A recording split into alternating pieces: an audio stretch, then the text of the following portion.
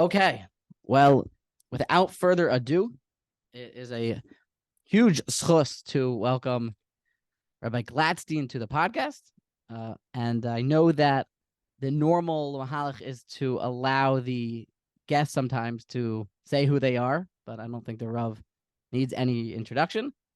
But I know that mixas shvachai befanov, that it's still important. I would like to give a short introduction so the audience that doesn't know the Rav, perhaps maybe those in other out-of-town communities yet that the Rav hasn't reached or traveled to yet to inspire, they will know the Rav is a noted Rav of a community in the Five Towns, a best-selling New York Times or best-selling Art Scroll Jewish author with brilliant svarim on halacha and on the Torah, on all of the Mo'adim, it seems. And the Rav is a very sought-after public speaker and encourager of many of the different communities. And besides for the fact that the Rav is a massive Talmud Chacham, besides for that, it seems like the Rav is constantly teaching Torah in many different Shiurim. So I just want to begin this podcast. It's really about getting to know the Rav and introduce the Rav to all of the audience, and also to help educate about some of the new technologies that are in the world and the way to harness them and properly use them. Would the Rav speak to how it seems that the Rav has mastered the art of using technology to teach Torah, but kind of repudiating maybe the sides where it can be challenging? Okay, well, certainly thank you for that introduction, and I appreciate the question, which might be the question of the day. The technology is a tool. It's a tool that has tremendous power. It's a tool that has tremendous force. In some way, it's analogous to the printing press. You know, when the printing press was invented, many religions banned it, but Judaism did not. Judaism embraced it, even though there were certain pitfalls, because now, if there is any information that is antithetical to the Torah, it could be proliferated and disseminated. But nevertheless, the printing press meant that Harbatus HaTorah could be accomplished in an unprecedented way. So the technology that we have today is sort of the printing press amplified, printing press on steroids, if you may. Which means, of course, that the pitfalls are amplified tremendously, and you can't ignore what we call the dark side of the of technology, and you can't ignore the casualties that technology has inflicted on good people in our community. And on the other hand, the amount of Torah that is disseminated today is literally unparalleled. When you talk about, the great Marbitzei Torah, Rabbi Kiva had 24,000 students. Rabbi Yonasan Eibeshitz, even by account of secular historians, had over 20,000 students. But with the internet today, the entire Jewish world is your Beis Medrash. So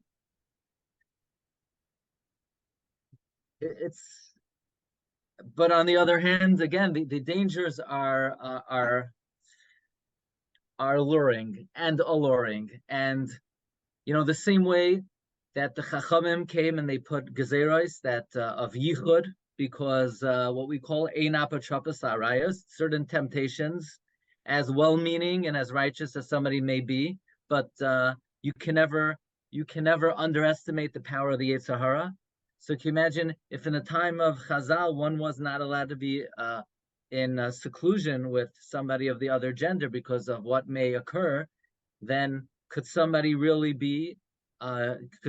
use an unfiltered device where the allure might be much stronger, because what's available in the click of a button in one moment, a person couldn't do 50 years ago their whole lifetime. So it's a tool, and it's a tool that requires great caution. And one has to have a lot of respect and honor and deference to the Yetzer Hara. The Yetzer Hara is a very important person, and he requires great derech eretz. You gotta respect the man, and you gotta show him his kavod. And his kavod means you avoid him at all costs. But on the other hand, it's a tool that you can't ignore. Rav Moshe, I believe it's in his Hakdama to the Dibros Moshe and Baba Kama. He talks about the Gemara in Erevin that a person is obligated to teach as many Talmidim as possible. And Rav Moshe applies it that if a person gives Shiur to many Talmidim, but he could put the Shiur into print and reach one or two or a few more Talmidim.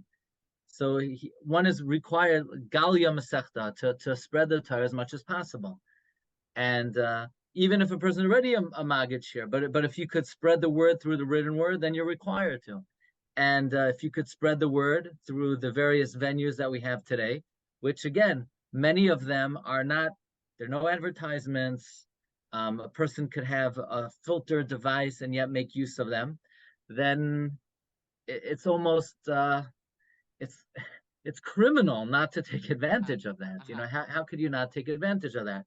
It seems that it seems like the Rav is implying that once one does take out the whatever could be the dark side, whatever could be the perverse behaviors of it, a filter device, then you're left with, by one click of the button, you could give a shiur to 24,000 individuals.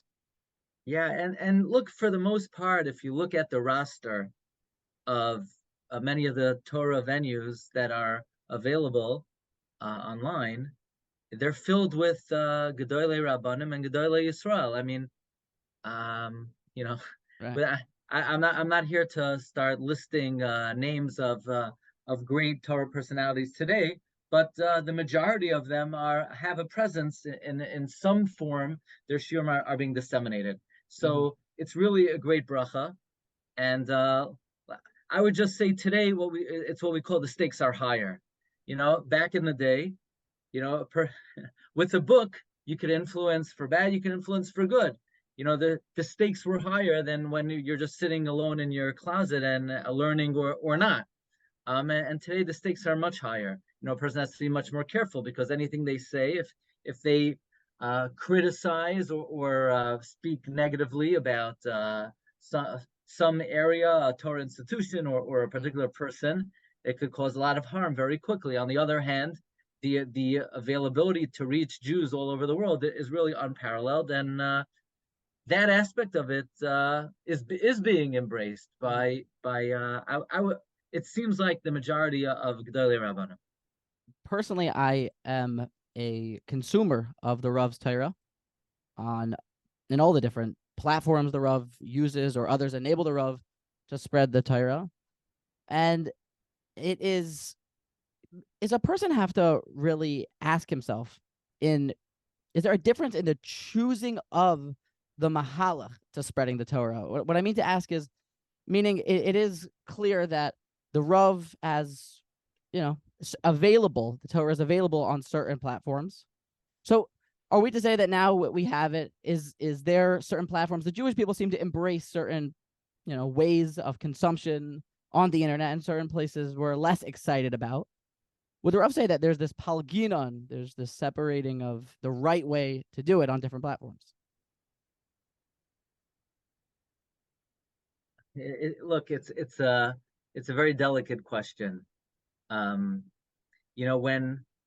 the first shiurim that were on tape and available to the public were the shiurim of Harav Avigdor Miller, Zechat Bracha, and you would not have expected that, because Rav Miller was so outspoken about the slightest deviation or what he considered watering down, or what he considered pandering to outside culture. But at the same time, Rav Miller was the first to make use of the available technology. So the Rav is a Talmud, just to share with the audience. The Rav learned underneath Rabbi Avigdor Miller. I use that term. I think you have to be honest when you call yourself a Talmud of somebody. I had the privilege, when I was learning in yeshiva, to seek out Rav Miller for a period of 3 years, where I would go very often to his shul on Shabbos. I would walk a very far distance to hear his shiurim personally, to speak to him by the Shalosh Shudas, to hear a Gemara share from him. and to listen to many, many, many of his recordings, reading many of his books, and reading a lot of learning from his Hebrew Sfarim. So I would like to consider, I would consider myself a student, a Talmud, in the sense that, I didn't learn from him formally in a yeshiva, but I spent a number of years and I had many interactions with Rav Miller. And he was a big influence on me. But yeah, I think there does have to be some discretion used in terms of disseminating Torah. In other words, there might be certain platforms that are maybe dedicated, certain, let's say, social media platforms where perhaps it's not the right place to use them as a source of disseminating Torah. If their entire association is for uses that are not educational, but for more social interaction, perhaps What if that's I can not meet the. more? What if I could spread more Torah that way? There's millions Jews sitting on there that aren't Shemer Shabbos, and now they could know about Shabbos, and they're scrolling through. They're not going to be on, let's just, a Jewish place like maybe more WhatsApp or definitely Torah Anytime. They may not be on there, but they would be on the other platforms. So why shouldn't I be on there? Hire someone to put the Torah on there? Why not? It's a good question. It's certainly worthy of great analysis. Where is the threshold? At what point do we say that, look, this platform is so associated with ideals and advertisement um, and attitudes that are so antithetical to the Torah? This platform is so likely to ensnare a person where they're going to be just fall into the bottomless pit, that's not the best place to put your shiurim. For instance, I think a lot of it has to do with derech eretz, and I think a lot of it is not necessarily a matter of halacha or hashkafa, but a certain derech eretz to the standards of one's community. So, for example, 20 years before the shiurim were online, perhaps that wasn't the right time. In other words, if there's a certain attitude in the Jewish world that this is not an arena appropriate for the dissemination of Torah. Now, we always have to balance the idea that Torah has to be learned b'kedusha v'tahara. So obviously, you don't want somebody listening to a shiur, and in the middle of the shiur, there's going to be an advertisement, and there's going to be some kind of inappropriate advertisement. So, without getting into the details of the various platforms, but there are some agidei shiur who they'll just put it anywhere, and if an advertisement pops up, so be it. At least the person is learning instead of watching for an hour or something inappropriate. But I opt out of if it's going to mean that somebody's going to be exposed to something in middle of the presentation of the shiur. That I don't feel is the right way to disseminate. Mm-hmm. Mm-hmm. Can we say that maybe there's a chiluk, a difference between perhaps maybe just a platform where you really have to choose, you get to choose what you see, as opposed to perhaps some other places that you may be at the beck and call of the platform to see what you see? Yeah, these are all factors. Mm-hmm. These are all factors. The Rav is amongst all the different shiurim that the Rav gives, there are I'm always a bit confused, as the Rav seems to be a master of Sephardic Torah, along with the Musar Mahalach, along with the Chassam Sofer's Mahalach, whatever Mahalach that is, Ashkenazic. I'm not sure if he was Ashkenazic, but I suppose.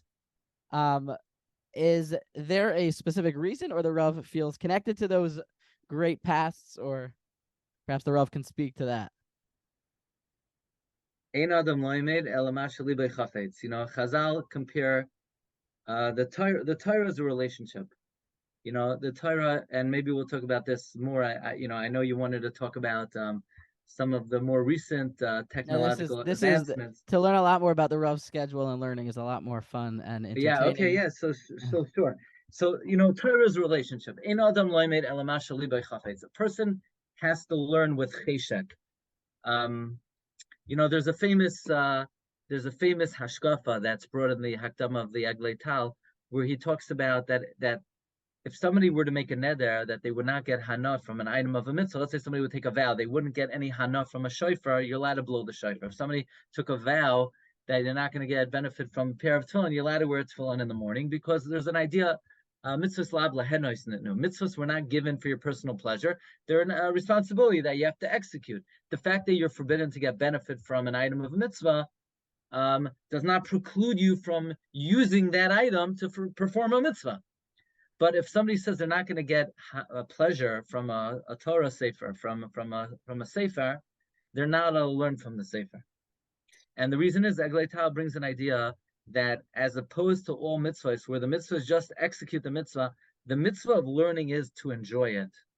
The mitzvah of meaning there's no mitzvah to learn the pasuk Zois Chukas HaTorah. There's no mitzvah to learn it. The mitzvah is to enjoy it. If you're learning without enjoyment, then you're lacking in the fundamental fulfillment of the mitzvah. So a person has to have a relationship with the Torah where, it's not just healthy, but it's critical that a person has interest in learning, because the learning has to be something you enjoy. So, Rabbi enjoys all the different. This is I get a particular hana, by learning from Chasam Sofer or the Chida or the like.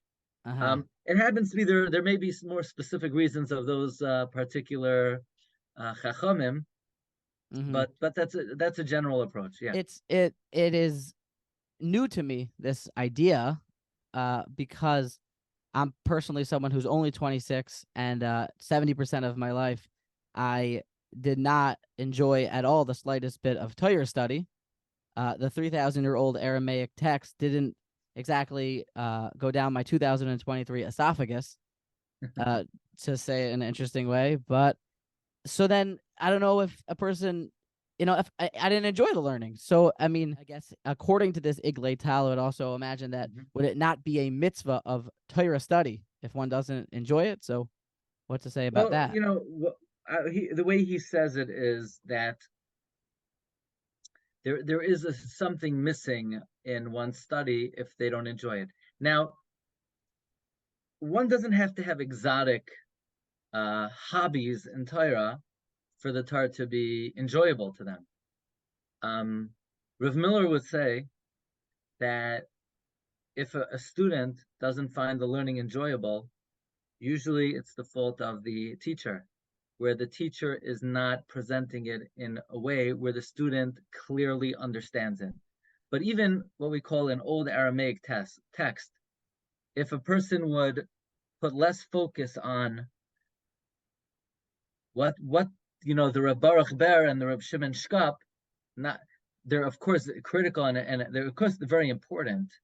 But if a person doesn't have the question and answer of the Gemara clear, then they're not yet ready to absorb the subtleties of later discussion. See, I think that what's very missing in our time is that we're rushing to sort of study the most subtle points raised by the what we call the Rosh Yeshivas, and there's a lack of clarity of just like the meat on the potatoes of the sugya, where even before Rabbi Kiva Eger, and Rabbi Kiva Eger is one of the more basic achronim to learn. A person has to have very clear what is the Gemara's question, what is the Gemara's answer, what did the Makshin hold, what did the Gemara hold in the Havamina, what was the Gemara's premise that the Gemara was asking, and how does the Gemara address it. Now let's read Rashi. What is Rashi saying? Why is Rashi saying that? My yeshiva background, I never studied the Chida when I was in high school, even early base medrash or the Chasam Sofer. Where did Rebbe learn in high school? I learned in Yeshiva Chafetz Chaim in Brooklyn. But I will say that my Rabbeim in high school gave very strong fundamental underpinnings of the way the Gemara, Rashi, Tosfos works. And you could have big lamdanim even, but they haven't gotten that yet. And it's sort of, they're not grounded. See, in order for somebody to develop properly in learning, you can't build the 10th story if you don't have a foundation, if you don't have the yesod. The Yisoid is clarity in the methodology of the Gemara. You know, Put it on a billboard. Clarity on the methodology of the Gemara. It brings sweetness and success in Torah study. Sweetness and success. Rav Miller would say, and even just Gemara, just review it. The Stipler writes that until you've learned something 4 times, you haven't even learned it yet. We know from the Gemara and Eruvin of how Moshe Rabbeinu taught the Torah to Klal Yisrael, that Klal Yisrael learned the Torah 4 times. Until you've learned something 4 times, you haven't learned it yet. The 5th time is your first review. So, before a person starts jumping to, the fancy Hakiros and Populim, a person can't enjoy their learning if it's not grounded. I'll give you, if somebody's starving and they start with dessert, it's almost, not only is it not nutritional, a person, their system becomes uncomfortable. You can't eat a piece of mousse on an empty stomach, But if you had a piece of chicken and potatoes, then the piece of mousse hits the spot. So beautiful. A person's learning has to be grounded and founded. And this could be controversial, but it would be very helpful, I imagine, for some people. There are so many different programs to be able to learn and study, and there are so many mazikei harabim, people that are trying to enable this because of the busy schedule that everyone has. The goal is always clarity and some consistency in Torah study. Would the Rav speak to perhaps a daily study that would be that the Rav sees to be sustainable for somebody that is looking to learn Gemara and they want to keep it up?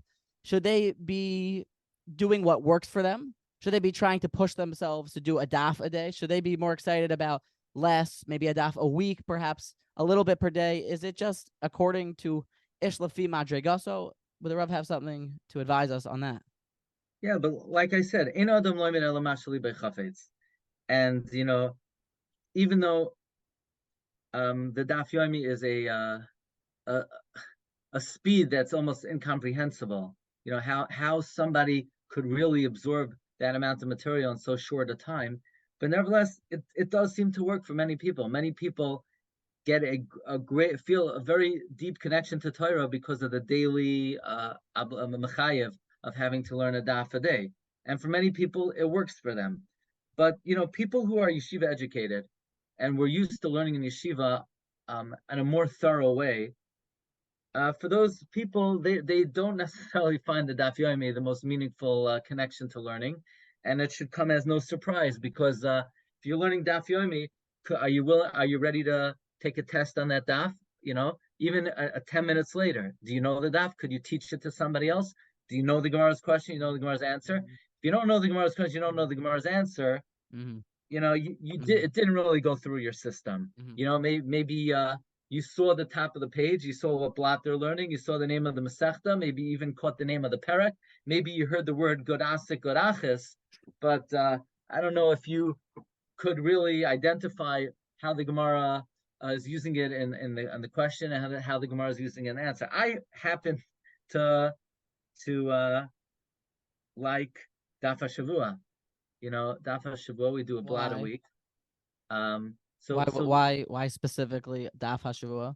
I'll tell you, for me, it works. I feel it works for a lot of people who are not learning all day. We learn an Amud, let's say, on a Monday night.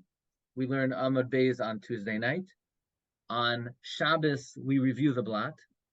And on Sunday, we have a Iyun Shir on one pocket on the blot. So, you're learning it at a more reasonable pace. You're reviewing it on Shabbos. And you're picking out something on the blot, a highlight on the blot.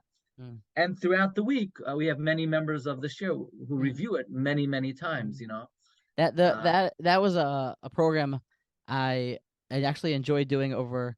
I forget, it was one of the Bein Hasamanim to stay connected. Well, it worked, but personally for me, it was hard without I was doing it just following the program without a chabura. It was hard to have that there was an achrayas only weekly and not daily, like the Rav spoke to about Daf Yomi. It's every single day. If unless someone's part of a chabura, sometimes it could be harder. Yeah, perhaps. Look, some people find the Raisa to be Right. to work for them, you know. Right. So there's literally any program for anything one wants to Yeah, be yeah. involved in. The Rav has a besides for the teaching and the learning of mainstream Gemara learning and Rashi and Tosfos and the Gedolei Rashi Yeshivas, the Rav has Mhm. a pretty serious, it seems like at least, education effort in the history of the Jewish people. I only know based on the advertisements I see where the Rav is leading a trip to across the world and following around a little bit. But it seems like the Rav has put a significant effort in closing the Gemara to try to help teach and learn history. And I'm wondering if it would be a mitzvah, yes, no. If it is, then it makes sense. Is it not, then why are we closing the Gemara? But obviously it plays a role. So, I mean, a person needs to know their background and their history, I imagine, but how the Rav could define, the knowledge of history and the importance one should put towards it. Okay, so look, I'm a Rav in a shul. There are people who are Rabbeim in yeshiva. If you're a Rebbe in yeshiva, you're teaching 10 months a year. You're off for 2 months. A Rav, he's working around the clock, 52 weeks a year. You're not off on Shabbat. A Rebbe is teaching yeshiva 5 or 6 days a week. A Rav is teaching 7 days a week. A Rebbe is off for Sukkot. I'm on every day of Sukkot, including Chol Hamoed. So, a Rebbe has a chance to sort of have a change of pace, be it the summer, be it Shabbos, be it Yom Tif. That Shabbos and Yom Tif, that's when I'm under the even more pressure. So this is just a sort of change of pace for me. So you ask is it a mitzvah to go to travel to, let's say we're going to Spain now, we're going to Amsterdam. Last year we went to France. Is it a mitzvah? No. As far as I know, last time I checked the Rambam Sefer HaMitzvahs, that traveling to the European continent was not one of the 613 mitzvahs. And that's why Reb Chaim Kanievsky and Reb Shlomo Zalman Auerbach, I don't think they were not leading trips to Europe during the summer. I don't believe so. But on the other hand, there were Torah luminaries who did do a lot of traveling, most notably the Chida. In fact, the Chida wrote an entire diary of his travels. I mean, I'm going to go off script. I hope this is okay. I want to tell you something. Is that all right? There's no script. The script is off script. Okay, so the Chida wrote a sefer called Magal Tov.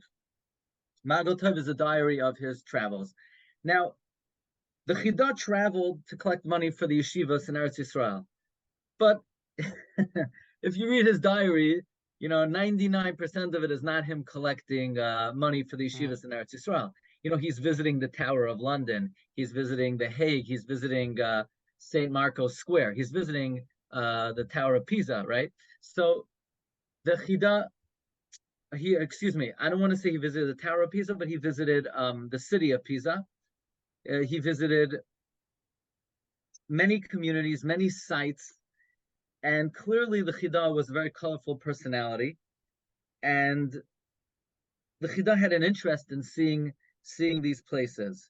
So to say that it's a mitzvah to travel, no, it's not one of the classic 613 mitzvahs, but the Chida was certainly a great traveler.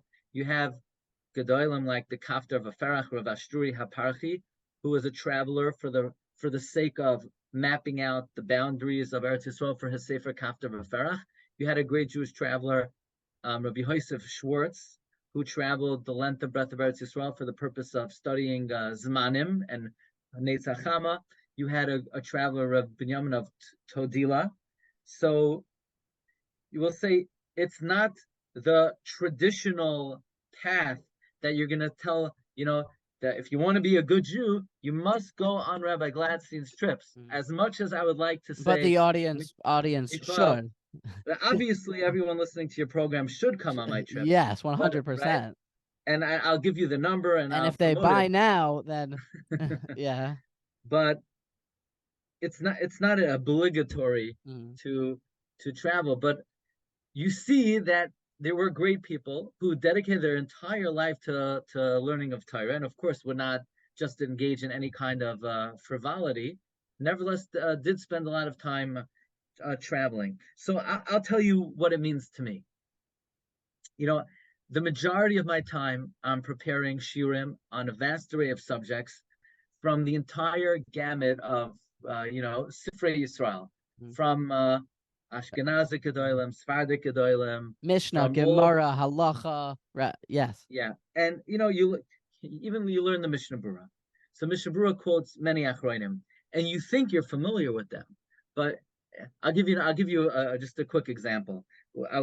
I wanted to go to the city of Lemberg. In Lemberg is you have buried the Taz, the Sma, the Shalom Eshiv, the Yeshuas Yaakov. They're all buried in Lemberg.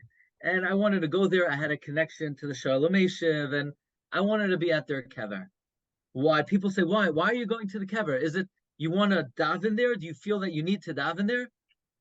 I do get a Hasoirus by davening at Kivay Tzaddik. There's no question. We know, by the way, the Ksav Sofer would visit Kvarim of Tzaddikim to be Mispalel. Rameir Shapiro would visit Kvarim of Tzaddikim to Mispalel. Kalev Ben Yefuna visited, Kever Avos. So yes, do I get a Hasoirus? I do. Is that the reason I go? No, that's not. I don't think it's the reason I go.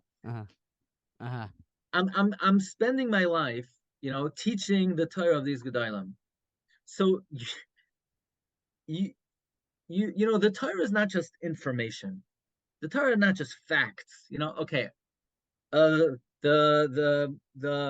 Chavetz Chaim paskins like this, or Shlomo Zalman paskins like that. The Torah is a Torah's Chaim. It's a living Torah. You want to feel a connection to the Torah. You want the Torah to be meaningful to you. You want it to be coursing through your veins. So the least you could do is you want to know who these people are. So yeah, you could read about them, but it further enables probably greater Torah study when one knows that what the Gemara is, who Rashi was. Yeah, no, perhaps. Absolutely. Let's say, for instance, last summer we visited France, and I wanted to go to. I figured if we're going to visit Rashi, we might as well go on his yard site. I believe, Chaf Tes Tamaz. So we visited Rashi. In preparation for visiting Rashi, I can't tell you how much research I did about the life of Rashi, the history of Rashi, the views of Rashi.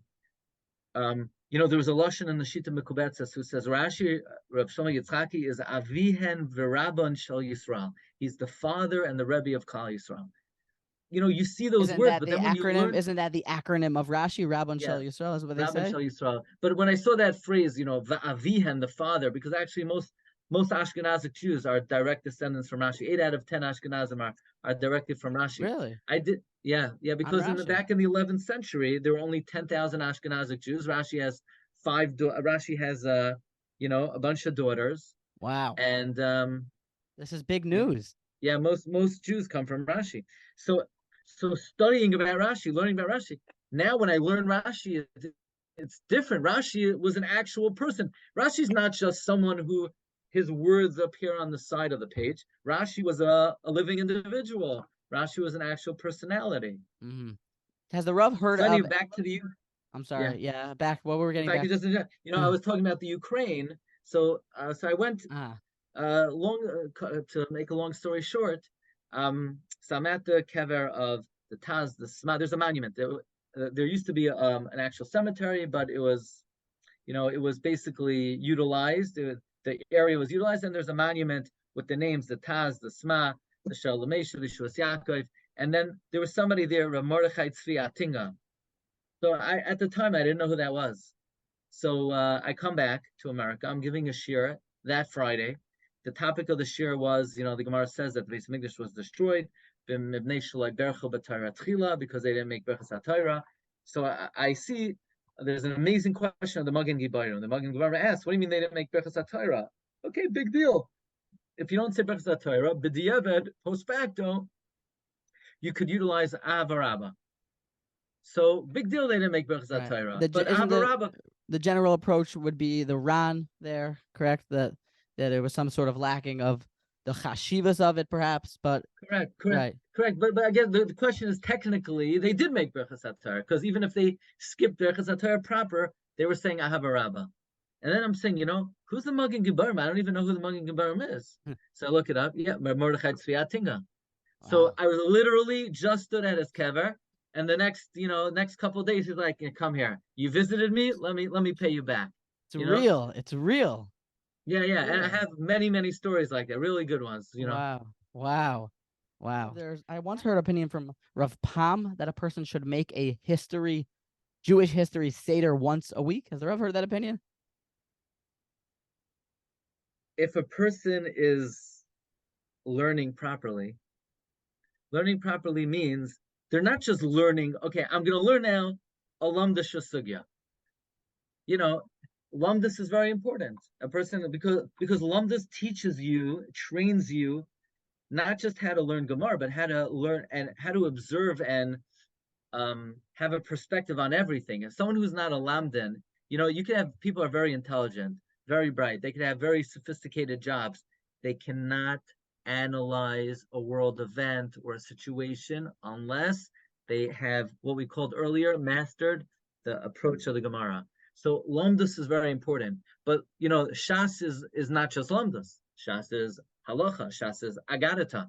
And Shas is history. Well, what is Shas?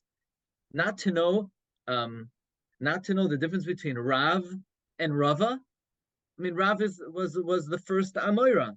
Rava is is a Basroi. Mm-hmm. I mean, what is Gemara? Yeah, I wouldn't say you should sit down and have a seder.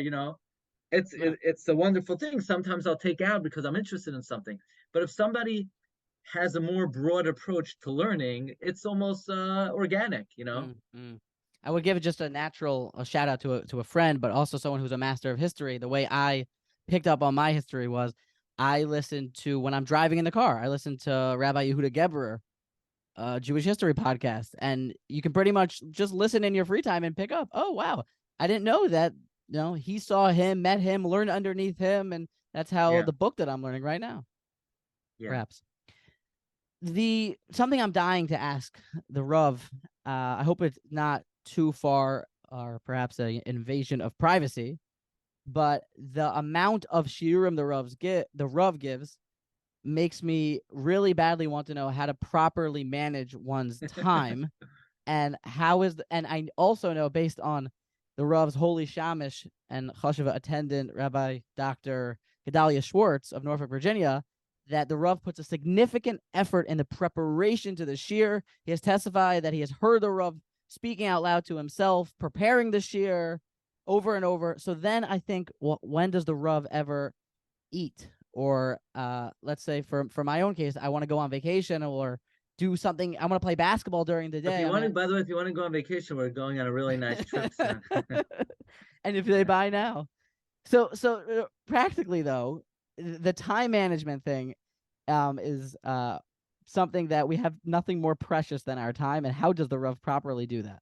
You gave a shout out to my dear friend Rabbi Dr. Gedalia Schwartz, who's a tzaddik, who is very dedicated to disseminating the Shiurim, and I'm very grateful to him because he's been really helping me for 10 years.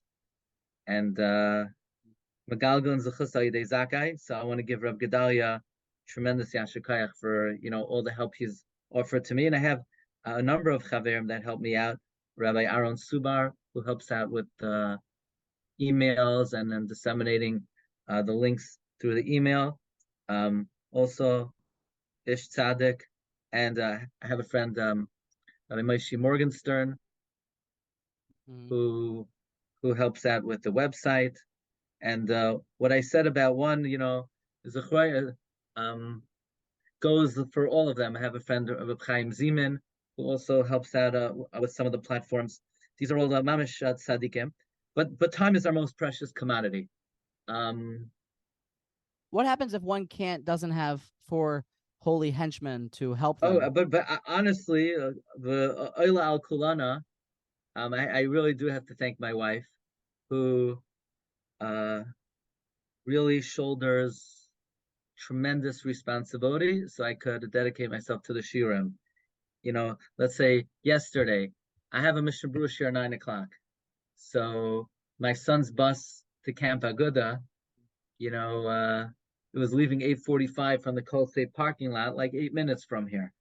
But bus is running late. We look at the schedule. It's not leaving 8:45. It's leaving 9:15. So I could have pushed off Mishnah Berurah Shiur. My wife came, and she took my son to the bus. So wow. I want to share with you a few things. First of all, the Chida writes in the Sefer Avodas HaKodesh, Ois Kufnon Gimel, Mi she'ena me'aved zman, yesh zman lakol. Someone who doesn't waste time, there's time for everything. Sometimes people they think, oh, this person probably doesn't sleep, they probably don't eat. No, I sleep, Baruch Hashem, I eat, Baruch Hashem. It's you have to make sure that the most valuable commodity is time. So this is one thing I learned. I saw once in a sefer from Ravad Yosef. Let's say you have to drive somewhere, right? You could either drive yourself, or you could pay someone to drive you. Now, it's expensive, but there are different things that could be bought in life. So a person always has to have the attitude. There's nothing more valuable than you could buy than to spend money to save time. So that's a guiding principle for me. If you could pay to get more time in your day, there's no better way to spend your money. Wow. The most important thing. I mean, you see this in people that really are machshav of their time, wealthy people that have the ability to fly in airplanes that are private.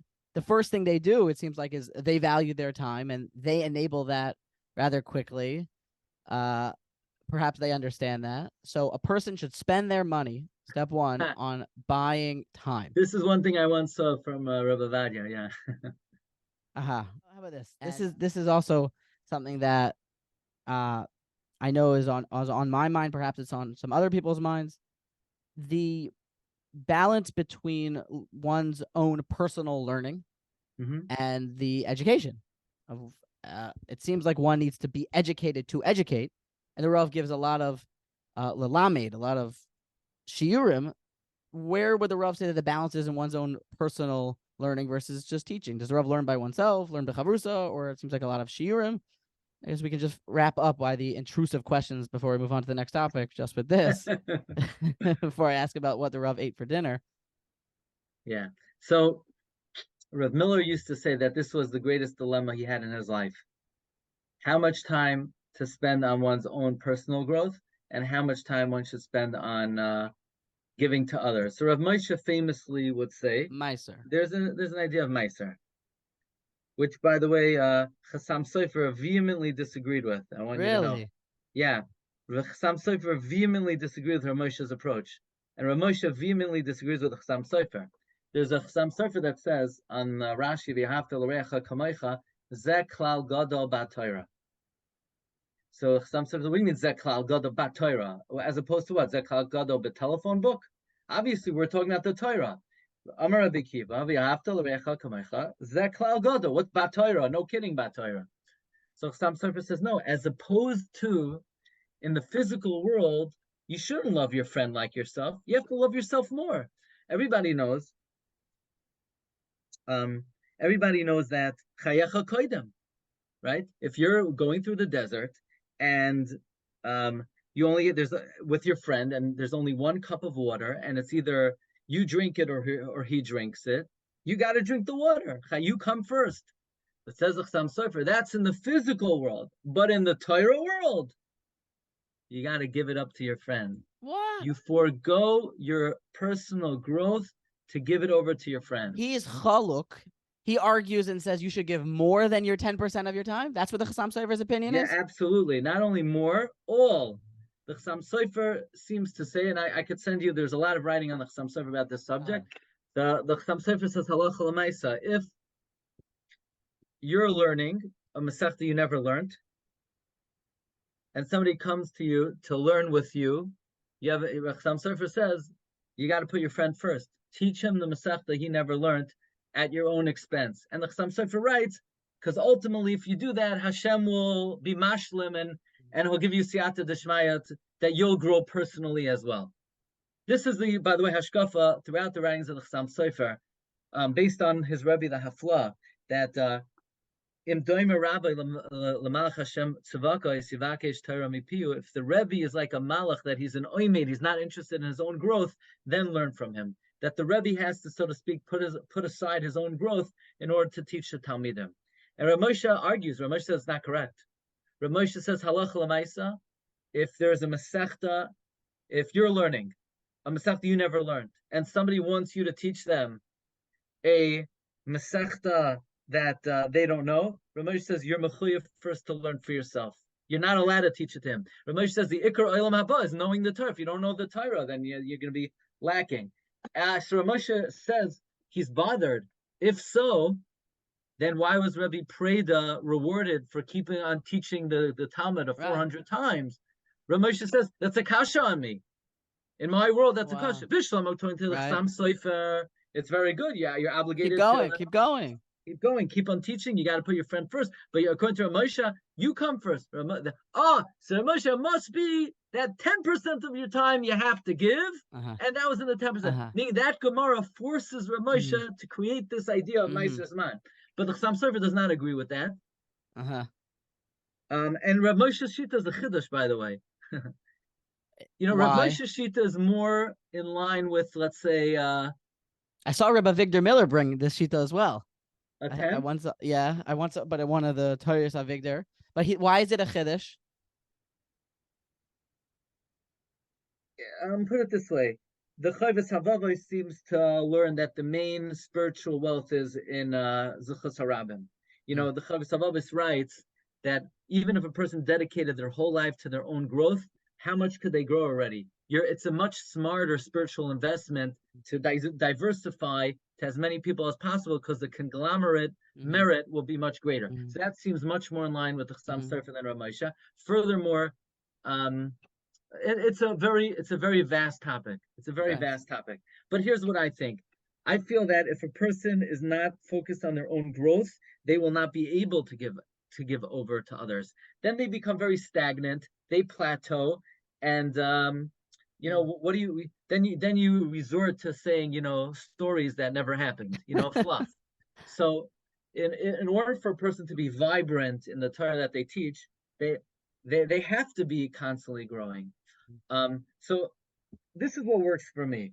Now I like to use the Shiurim as sort of a hechrach for I want to learn a certain thing, I want to grow in a certain area. So the thing is, life has its way of getting in the way. So the Shiur is a hechrach, where you're putting yourself in a situation where, okay, now you're going to have to learn the following in order to give it over. If I may, there's a famous question. Klal Yisrael's response to the giving of the Torah was Na'aseh v'nishma, right? We were willing to accept. So the famous question: why did Hashem have to coerce us to accept the Torah? Kaf aleim har kegigas. So the various answers. Here's how I like to look at it. When I started out as a Rav, and I came out of Kollel. So remember, when I was in Kollel, when you're in yeshiva, so they're Motzei Shabbos. But once you get married and you're home, you want to learn Motzei Shabbos, but life has its way. Okay, Motzei Shabbos, you got to pay the bills, you got to put the kids to sleep, you have to clean up, and the learning was not the same. So when I became a Rav in a shul. I wasn't required to give Shiur Sunday morning, but I said, you know what? If I give Shiur Sunday morning, I'm gonna have to learn Motzei Shabbos. So I have a question. Did I want to learn Motzei Shabbos, or was I forced to learn Motzei Shabbos? I'm going to go with the second one. I wanted to learn. And because I wanted to learn, I put myself in a situation where I was forced. So I like to say, Klal Yisrael said, Na'aseh v'nishma, because they really wanted it so badly. They said, Hashem said, you really want it? Great. The only way to do what you really want to do is when you have no choice. Wow. So it's a way to grow in learning. Now, some people are extremely motivated, but there's no motivation like no alternative. There's no motivation like no alternative. Burn the bridges. Burn the bridges. So we have to move forward. Wow.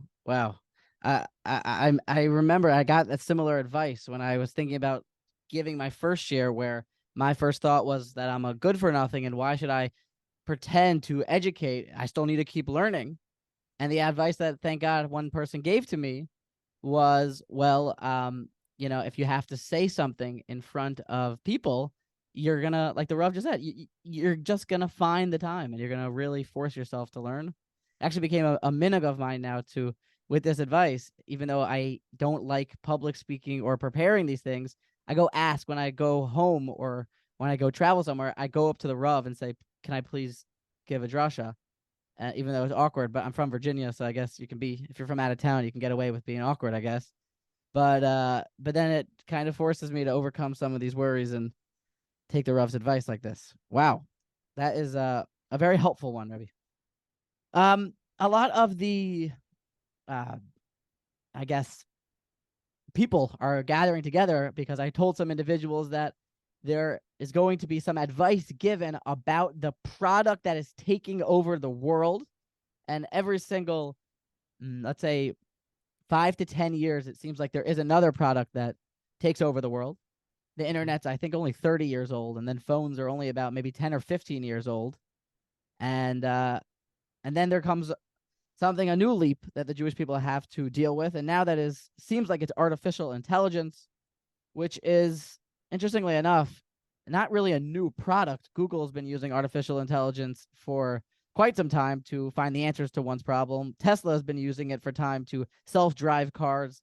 Businesses have been using artificial intelligence, but now artificial intelligence can perceive, synthesize, and infer, make decisions, create, build, and a person can really harness it to turn him into, your own personal assistant to do everything and do all of your jobs, make life kind of easy. And I don't know if that's a bad thing. It is just kind of on the forefront of the conversation. What should be the approach? Let's say it like that. What should be the Jewish approach towards this? Should one approach it cautiously, like it's raw, but maybe there's good? Should one approach it in a very, happy way? Let's see what this can do. Or perhaps there's something else. What would the Rav say about the all-new ChatGPT and artificial intelligence machine? Look, again, it's amazing technology. It's already been able to discover certain cures for viruses that were until now not treatable, or certain antibiotics have been discovered through artificial intelligence. And like we mentioned with the technology in general, it's a tool. And every tool, you have to learn what are the objectives of it, what are its benefits, what are its pitfalls, and to use it wisely. A lot of the discussion though is, in a sense, you can ask artificial intelligence a question and it could gather an uncanny amount of information, sift through it, synthesize it, consolidate it, give you a nutshell of an answer. And the question is, how reliable is this information, halachically, hashkafically?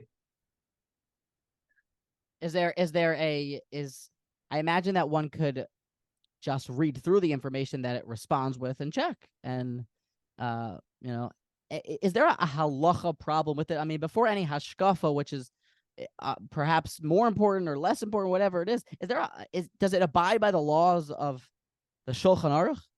It seems like it does. What would the Rav say? Again, is there a halachic problem? It's like any source of information. Can a person who doesn't know the halacha Google the question, is this permitted or usher, and then rely on it? Of course not.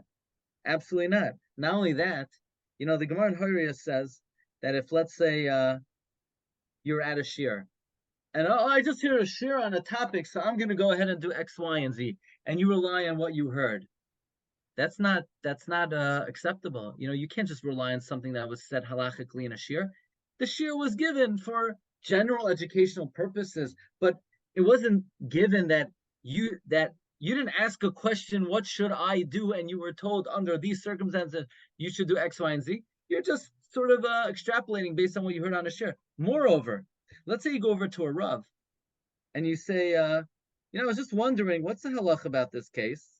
And you don't let the Rav know it's noigeya to you right now because, you're dealing with that situation. You're just like asking in general. And he gives you an answer. and you rely on it, and he didn't give you the right answer, you're not considered a shogeg, you're a mezid, because you never told the Rav, I don't know what to do right now. The only time you're allowed to rely on a halachic decision is if you go to a competent place and you say, right now, I want to know what to do. Could you please tell me what to do? Then the Rav will give it his full attention. He'll give it his full mind, his full heart.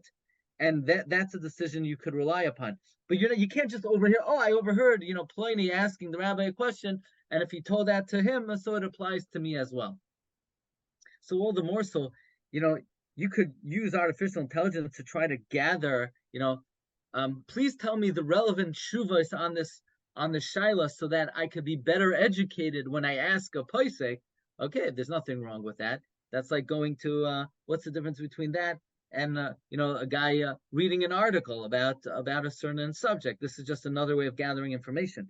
But you can't rely on it halacha l'maisa the same way you can't rely on Google, the same way you can't rely on a shiur given by a big Talmud Chacham halacha l'maisa. So there's I haven't heard any contemporary Gedolei Olam ban it, at least in the Litvish world. I saw that some of the Hasidic masters were saying that it could have some hashkafa concerns. And well, look, obviously could have hashkafa concerns because when you're asking a question, how should we view this?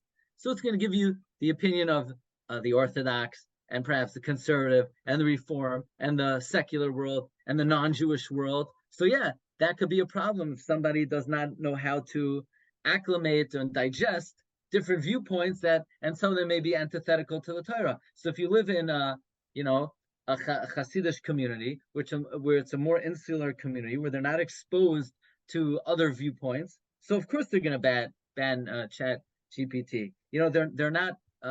They're not getting a secular education. They're not exposed to what the world thinks about contemporary issues. So ChatGPT will probably be harmful for them. Somebody who grows up in a more open type of community, where even they go to traditional yeshiva, but they're a secular education, and maybe they're out in the workforce, and they know well many of the attitudes of the outside world.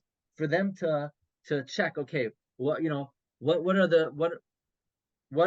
would we view a certain halachic question? You can't say there's a halachic problem gathering information from artificial intelligence, but there would be a very fundamental problem to actually rely on a ruling, halacha l'maisa. The same way you couldn't rely, I don't know what the halacha is. I'm going to ask my friend who learned in yeshiva for 3 years. I know he learned Yoreh De'ah. I'm going to ask him a kashrus question. Okay, if he happens to get the question right and you relied on him, great. If he made a mistake, it's your problem. You weren't educated enough to know. You can't just ask someone who happened to learn in yeshiva. You need to ask a competent paisek. So this is a personal fear that I have in one area, that when I'm done, whatever shiurim I upload or give, I pay, I'm going to fully incriminate myself, a service to artificial intelligence. It listens to it. It understands what it is. It gives it a title. It transcribes it, uploads it, and does everything. And it significantly saves time. And this otherwise would take hours and hours. And perhaps one issue that I found with it is I did inquire about having the service being taken care of by paying a company, a Jewish friend of mine, actually, someone who does this. They transcribe shiurim and they type them up, but instead I pay this company $50 a month and they do it all in one click of a button. Is there an issue?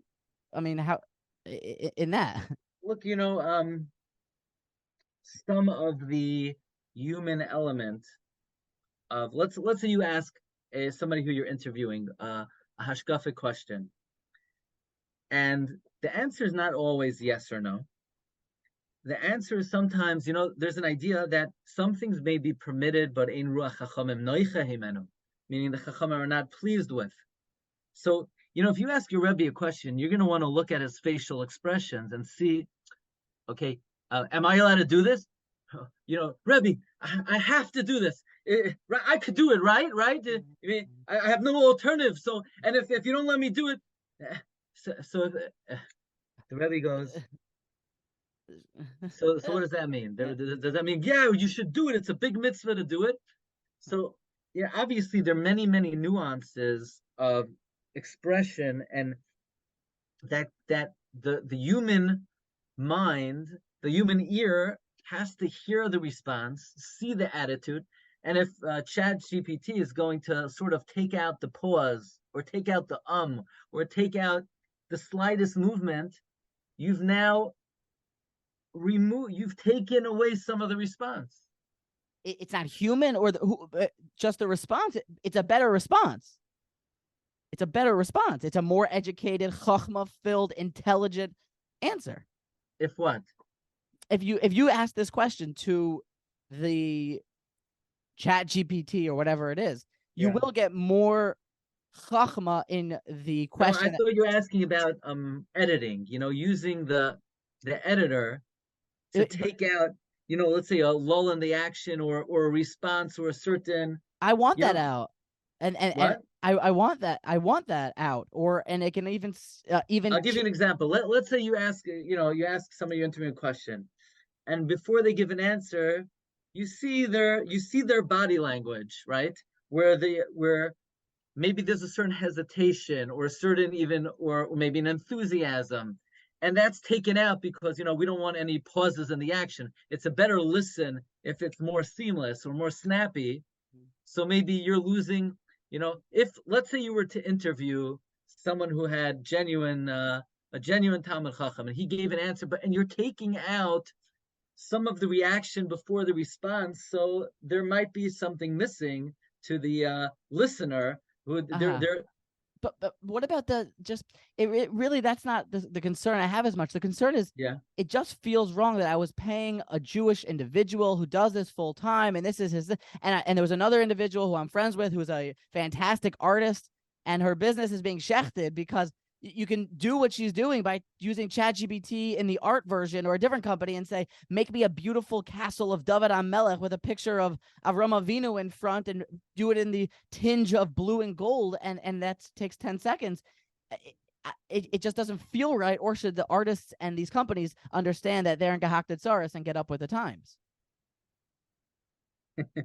Look, I mean, what exactly is the question? Obviously, there are many things that ChatGPT is mastering and making people obsolete. Be'ezus Hashem, your job as a podcaster hopefully is safe. You don't want the day where ChatGPT is going to be making their own podcast and interviewing other robots. So then we're both out of the waters, But so nobody's safe. This is an inspiring message to the world. No, nobody's safe, but a very important thing is that the transmitters of Torah, it's not a robotic activity. It's a human activity. So I want to just close with this. I want this to really be the Rav has significant knowledge. It seems like the Rav is, like I said before, I've listened to the Shiurim. The Rav definitely understands the broad history of the Jewish people and this new advancements in technology and the difference that the Almighty has now given us this product. And I know the Rav has a very interesting perspective, a choice perspective on it. Can the Rav please deliver the message that the Rav thinks that artificial intelligence is here to do for the Jewish people? Look, this is an idea that I remember I personally asked Rav Miller when I was a bacher. If you notice, if you look in the Chumash, it never uses the word brain, mind. That word we'll never encounter, a chacham roish, a chacham moyach. It's no rosh, no chacham roish, no. You'll never see that. Chacham lev, v'lev kol chacham lev. Libi ra harbe chachma. Why is that? And I knew what he was going to say, but I wanted to be able to hear it myself. Where he said the following idea that, thoughts are fleeting. What is really not that important in the eyes of the Torah. It's how you feel about the knowledge that you have.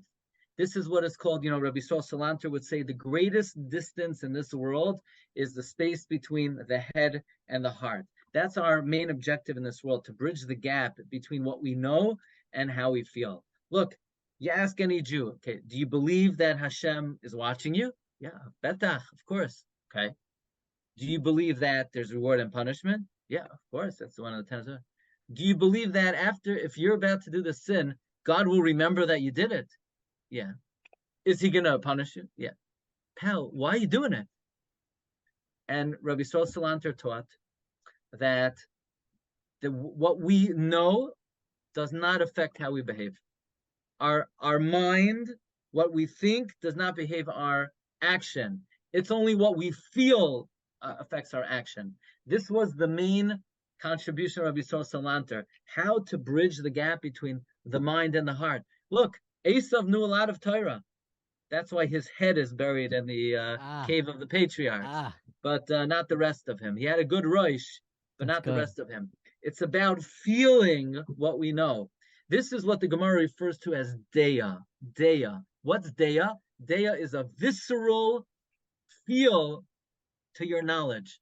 The Gemara says a Talmud Chacham that doesn't have deya, a carcass is better than him. What's deya? Rav Miller would explain that, there are many great people, they know the whole Shas, but what they know does not affect their behavior. You want the knowledge of the Torah to be coursing through your veins. I'll give you a little bit of an analogy.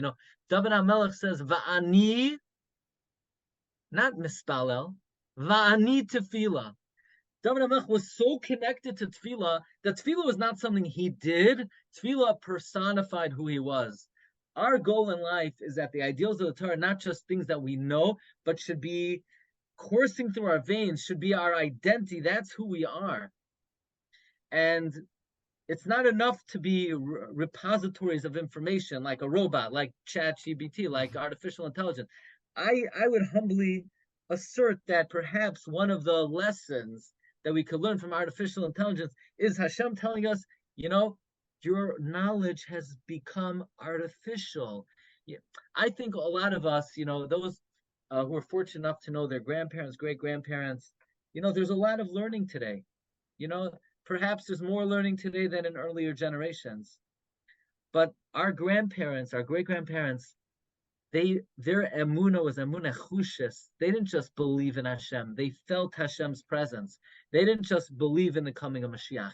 They felt it as a reality. That's the objective in life. The objective in life is not to be ChatGPT. It should not to be artificial intelligence.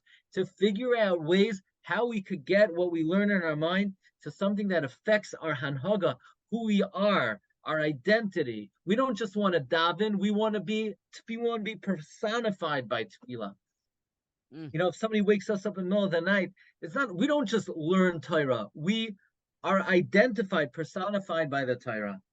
And that's a very important objective. And in that sense, artificial intelligence is very scary because we sometimes think to ourselves, are we just a bad version of artificial intelligence? Because think about it. What are we? About chachma, if it's just about wisdom, ChatGPT would have more. Yeah, they have the clear edge. If it's the whole question of, can you ask ChatGPT a question? That question, look how it reflects upon us. It reflects that in our minds, it's just about the information, but Torah is so much more than that. It's how we feel about that information. Is it meaningful to us? Is it real to us? So of course, we all know Hashem is watching us, but our avodah is, do we feel Hashem is watching us? We all know that there's certain things maybe we shouldn't look at, but when we have that temptation, is there something within us that, I feel that I can't do this? So that's our objective. So I learn Torah and I try, I go to Daf Yomi and I do all of that, but I need to be in a state of moving it down into my heart. V'yadata, I need to get it to V'hashivoisa Elvavecha. So how? How? Very good question. So if I may say, people say, I learned Daf Yomi. Reb Yid, that is so not enough to be a dedicated Jew. It's not even scratching the surface. What do I need? A few things. Number one, we live in a generation, everybody loves Chasidus today. I also do. Everybody loves Kabbalah. Everybody loves Machshava. A person must study Musar. a person must study Musar. A person has to learn Mesilas Yesharim. That sefer specifically. Yes. Chayvus Havavos. Okay. Shari Tshuva. Where there's an emphasis again and again and again on the basic tenets and fundamentals of the underpinnings of Yahadus. And this has to be a major part of one's study. It's not enough to learn Gemara, because you could have the information, and Rabbi Yisrael would teach that the Musar has to be studied in a certain way. A person has to learn it in an emotional way. Now, if somebody's not able to read these Svarim on their own, to go to a teacher, not who gives Musar, not say, oh, you're wrong. That's not what I'm referring to when I talk about Musar. I'm talking about the discipline of Musar, the study of Musar, the realm of Musar. There are many Svarim, Taimer Devaira, where there's a particular focus on the ethical aspects of the Torah, on the fundamental principles of the Amunah on the Torah. So that's very important. So Musar study helps to get the Torah into the heart. That is one thing that's needed. That's the objective. That's the purpose of Musar. Everybody knows, the Chavetz Chaim writes in Siman Aleph. Chavetz Chaim says that he doesn't say it's a chiyuv to learn Daf Yomi. He does say it's a chiyuv to learn Sifrei Musar. And that's something that, for myself, it's not necessarily the most glamorous topic, and it's not the most exotic and exciting, but it's the most important. Here's another thing. There's so much learning going on, and there's so many good venues to learn from. Everything is in English today. Art Scroll Revolution. You have Shiurim on so many venues. But here's the thing. If your learning is relegated to Svarim and computers, then it's just information in your head. But we're not robots, and we're not computers. We're human beings. And you want the Torah to get into your heart and your soul. The only way to do that is from a Rebbe, from another human being who you have a connection, a human connection with. Because then the Torah is not just being transferred into your brain. You know what it's like? If you're just learning from books, it's like you're taking a USB cord. You're taking the Torah anytime repository of information. You're plugging into your head. That's great. That's next. Going into your heart. That's next. Yeah. Now it could be. Look, if you have a Rebbe and you're learning over Zoom, right? And you have a relationship with the Rebbe, someone you could call, someone you could talk to. So then it's a living connection. And then when you listen to the Shiur, it's a living connection. And again, I'm not undermining the tools that we have. The Art Scroll is wonderful, but you must have a medium of a Rebbe, a Rav, some mentor, a Torah mentor in your life who you have a human connection with. So Asay lecha Rav and learning Musar. That does it? That is critical and very helpful. And so the takeaway from this episode, the Rav can correct me if I am wrong, but to learn how the Rav has organized the Rav's time. We learned a lot about the Rav's background and how the Rav juggles the responsibilities. We learned about the necessary help that one might need in order to facilitate the success. We learned about the importance of teaching Torah and not being someone who studies perhaps maybe more selfishly, but we're going to follow the opinion of the Chassam Sofer and give it all away to teach. And we learned that ultimately this ChatGPT thing teaches us a strong lesson in we are not glorified robots, and the acquisition of Chachma, even if it's Taras Hashem, may not be that productive or helpful if we don't push it down into the heart, which is done through the acquisition of a Rebbe and the study of Musar and a seriousness and a clarity in the Torah study with Chazara. Is that somewhat of a summarization? That's an excellent summary of some of the important points that we discussed. And halavai, we should be able to implement some of these ideas. Amen. Thank you. I thank the Rav for the time. My pleasure. It was a great honor. Thank you very much.